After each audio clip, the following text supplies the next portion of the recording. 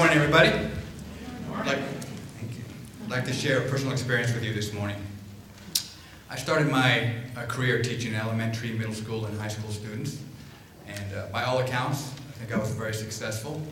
I had students graduating, the program was growing. They'd come back after graduation and tell me that a certain event or experience in my program had changed their life for the better. So I felt really validated as a teacher, that I had made the right career choice. And then I went to a four-year school, a university, and I taught undergraduates and graduates. And I was really fortunate. I had the cream of the crop at that school. And by all accounts, again, I felt I was quite successful. I had to write the most difficult literature. I had to step up my game, be a better teacher. And it seemed like things were going really well. I had the best students, had fantastic performances, really difficult literature. And then I came to Cerritos. And by all accounts, I felt like I was pretty successful, except for this one class. And ironically, the one class that I didn't seem to have any success in was my flagship class at the high school and the college. I couldn't figure out what was going wrong. The students didn't seem engaged, they didn't seem motivated, they couldn't play the literature, it just wasn't coming together. I couldn't figure out what they were doing wrong. I had done everything the same way I'd always done it. Then I realized the problem. I had done everything the way I had always done it.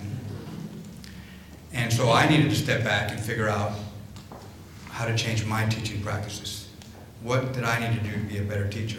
So I went out and I tried to figure this out. And I did it silently, like I think most of us do. We go out and year after year we try to become better teachers. We want our students to succeed. And so we know that bettering ourselves is going to help. And so we go out and we really do this silently year after year, and we sort of try to attain this idea of being an expert, maybe even being recognized as an expert in your field. And we see this all the time on campus. I mean, how many professors do we know been teaching here for 10, 15, 20, 30 years they've been teaching, recognized as experts in their field, and then they retire. And where does all that methodology and pedagogy go? It goes with them, silently. It just goes. We're left with a couple years of character and inspirational fumes, and then that disappears as well. So we need to change that climate. We need to find a way to house and document best teaching practices. Imagine what that would be like if we could share that with each other, share it with future faculty members at Cerritos, have that access to best teaching practices, not just past teaching practices, but even current teaching practices. I mean, let's face it, technology has completely changed our students and how we deliver our information, how we engage with our students. So imagine being able to do that. This is one of the flagships of the CTX. This is something we want to be able to do.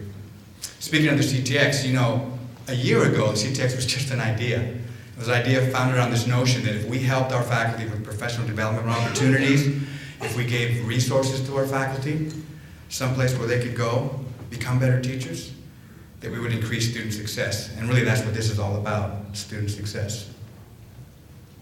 So this is what we're heading towards.